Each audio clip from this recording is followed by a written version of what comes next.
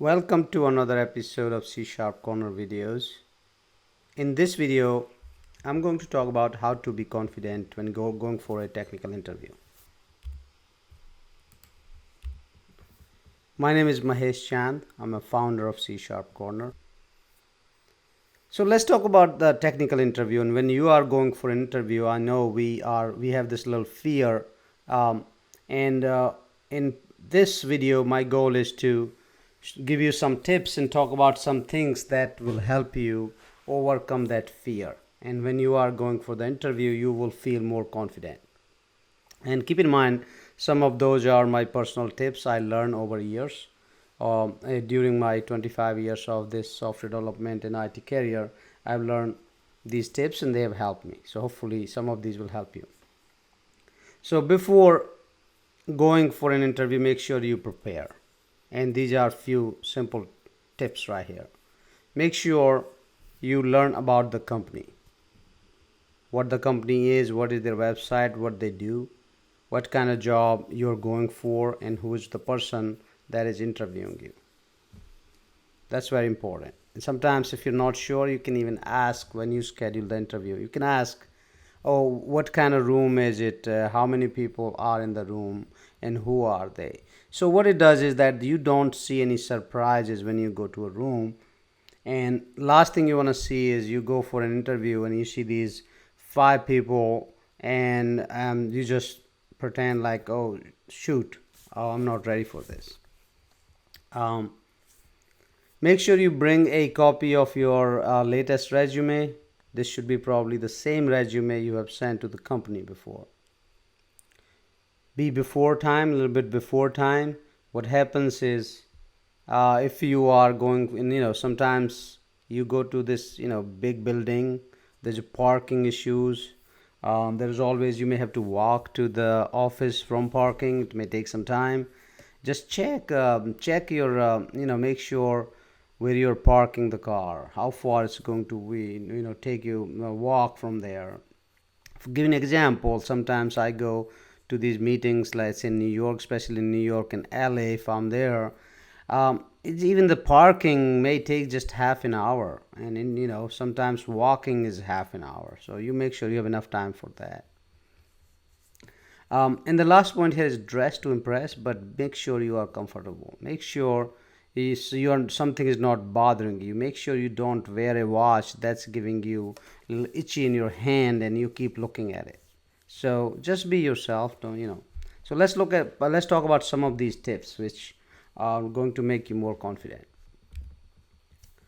Before I talk about some of the tips, let's talk about that. What is that fear? Why we fear? And either interviewing or talking to somebody, or and if you really think about that, the fear is actually fear of failure. Nobody wants to be fail. You don't want to fail in whatever, either it's exam or interview. So same thing, when you think of the fear, when you're going for an interview, somewhere, somehow deep down, you're thinking that, oh shoot, what will they ask? Oh, do I know that question answer? Oh, am I smart enough? Do I have enough knowledge? Or what if they don't select me? What if I don't get a job, right? So first thing you want to do is think of that. Listen, I'm going for this interview. I'm going to try my best. And if I don't get the job, it's okay. If they don't select me, it's okay. They must have their own reason. But I'm going to give my full best shot.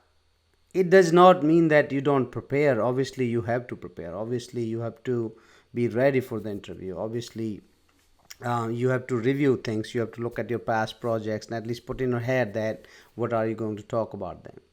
But just be ready for failure. It's okay to fail, because you gave your best shot. Now you go to this room and you are in front of these people. They're interviewing you. It could be one person, it could be multiple people.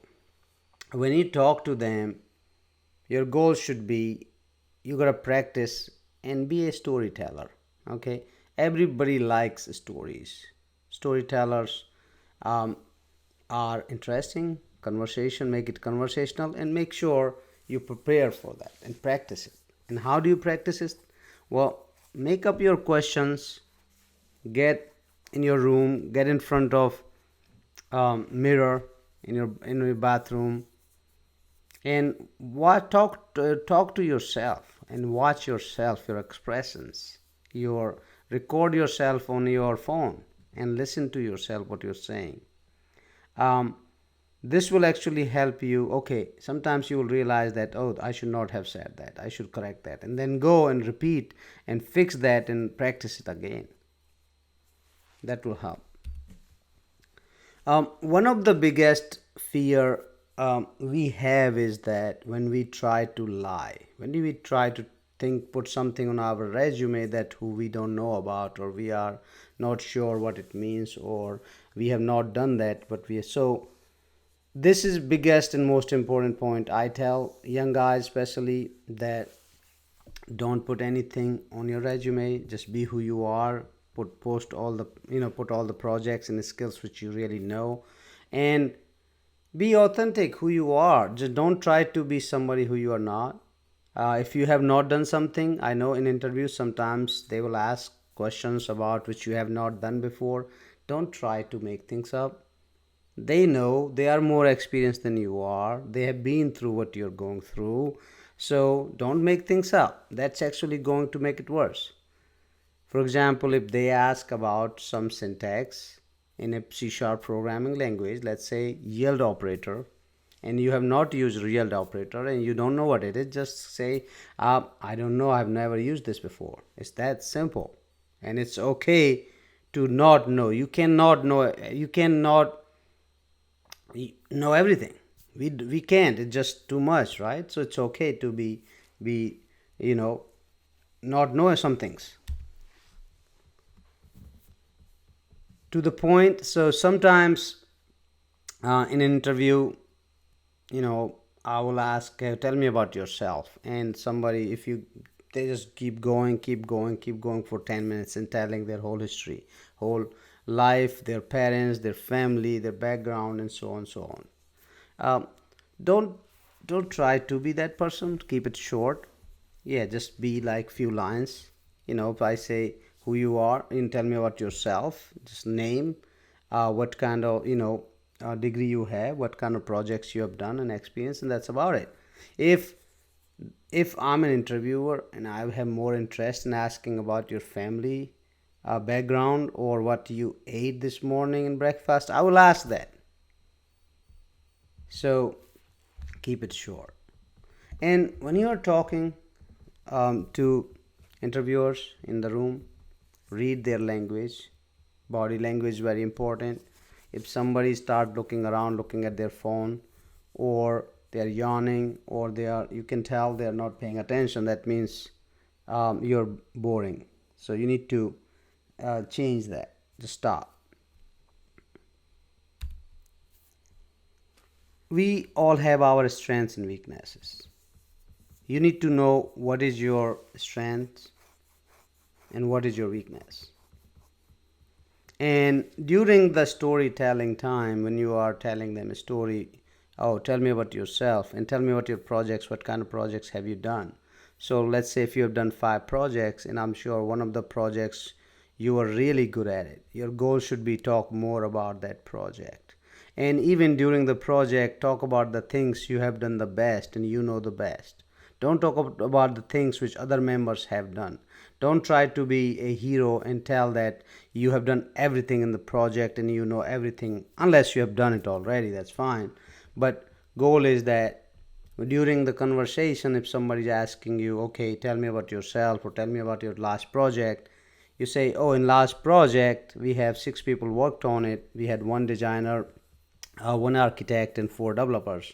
I was one of the developers, and my goal was I worked on a service that sent automatic emails and newsletters. And during that, I scheduled it. I created a job in SQL Server, and then talk more about the things which you have done.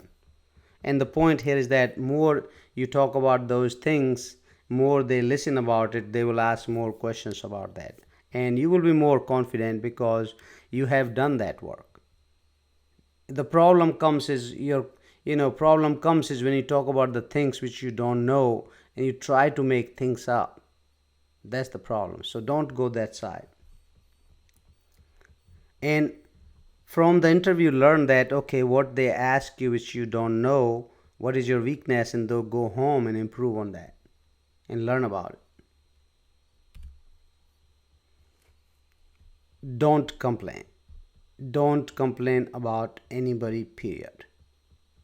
So one of my favorite question I ask is that why do you want to leave your current company? Some will say, it's not enough, money. I need better salary, or I don't like my project. That's fine. You can say I'm not learning, I'm not growing. That's actually right answer. That but some people they just complain that oh, I didn't like my boss, he was too bossy. Oh, my boss was giving me too much work. Oh, this I have to be work late and come early. All those things. That's life, right? You can complain about those. It's up to you. If you are in a company and they're making you work a lot more than regular hours, there's so many jobs out there. Just go find and stop complaining, and just go out there and find the job you like, the company you like, the boss you like. So if I'm an interviewer, I don't want to hear that you are not happy at your previous company because you didn't like some person, you didn't like your boss, you didn't like your coworkers, or you didn't like the company. Choose growth. Growth is a very big word, but in general, growth can be small and big. So when you are looking for your new company, make sure you look for something. And again, this is my personal opinion, and again, your choice may be different.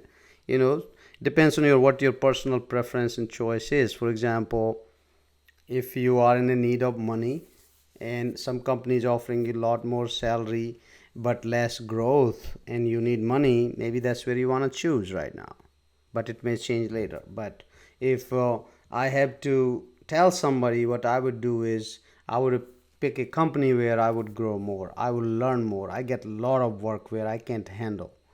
That's my mindset. um, I don't like companies, and I work on several companies. I don't like where there was no work. What happens is if you go to these companies where there's less work or no work, or nobody's asking you what work you're doing, is becomes that you start becoming lazy, and that means your habits are changing. That means either in life slowly you are going to stop adapting these bad habits, and that's the last thing you want. You want the company where they give you a lot of work. You want the company they challenge you. You want the company they give you the problems where you are actually learning to solve those problems. So that's the company you want, that's the projects you want, where you can have learn more and solve more problems. And what happens once you start doing that, it becomes your habit. Once anything becomes your habit, you are used to, that's really where you want to be in career, in life. So these are my 10 favorite interview questions. These are non-technically, obviously I'm talking about non-technical here. So if I'm interviewing somebody, that's really how I start with. Why don't you tell me about yourself? What kind of, why are you interested in this position or company? Tell me something you are most proud, you are most proud of. So here you want to talk about some problem you have solved, which are you think is pretty good and you're proud of. What is your greatest weakness? Make sure you have some weakness. We all do. In whatever it could be. What are your strengths?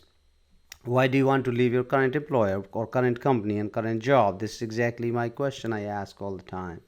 um, this is another why. Where do you want to see yourself in next 5 years? This tells me that how far you see and what you want to be, and have you even thought about a longer term than today or tomorrow.